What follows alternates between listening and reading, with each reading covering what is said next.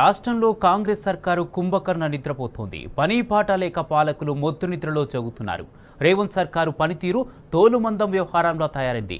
ప్రజల ప్రాణాలతో కాంగ్రెస్ ప్రభుత్వం చెలగాటమాడుతుంది.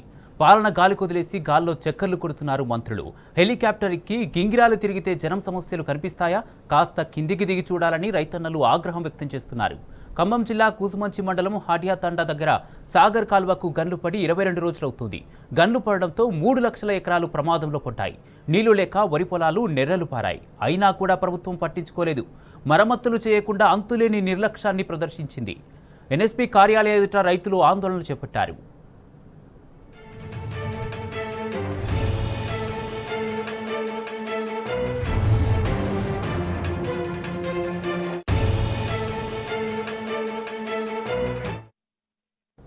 రైతుల గోడు చూసి మాజీ మంత్రి ఎమ్మెల్యే హరీష్ రావు స్పందించారు.